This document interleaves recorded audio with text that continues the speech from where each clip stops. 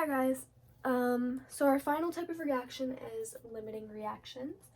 And I think that the best way to describe this is that a reaction can only proceed as long as we have enough reactant to make the product. So for example, if we just somehow ran out of CO2, this NaOH would have nothing to react with to keep forming products, okay? So whichever reactant runs out first is called the limiting reagent, and this is because if it's going to run out first, that means that this one's going to limit the amount of product we can form, okay? So how do we figure this out?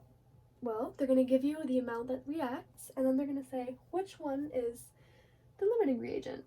So you have to do both. So let's first do NaOH. We're going to say we're given 2.42 moles of NaOH. Okay, that's what we're given. And now, what do we do? Well, same unit, moles NaOH. And what do we want to find? So this is where I think people kind of get confused. What did we say the limiting reagent was? Well, it's the reactant that limits the amount of product formed. Another way of thinking about it is that whichever reactant is the limiting reagent, it's going to make less product because it's going to run out first, and therefore we'll have less product. So the way that I like to determine it is just by figuring out how many moles of one of the products is formed, and then seeing which one is less, and that's the one that will have the limiting reagent as the reactant. So we look at our equation to see how many moles of NaOH.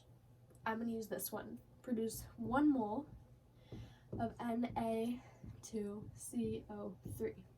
So there's 2 moles of NaOH for every 1 mole.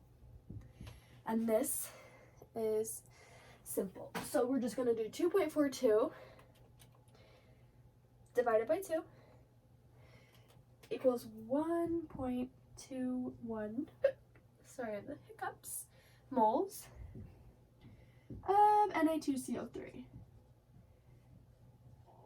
Okay.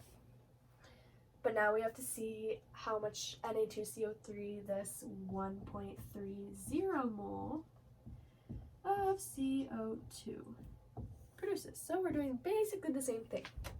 What do we want to know? How many moles of Na2CO3 we can get? Well, we only have 1 mole. And how many moles of CO2 do we have? Also 1. Okay, this one's simple because this times 1 divided by 1 is this. So it's going to be 1.30 moles of Na2CO3.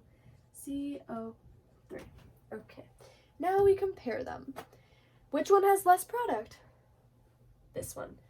So, since 1.21 is less than 1.30, we're going to say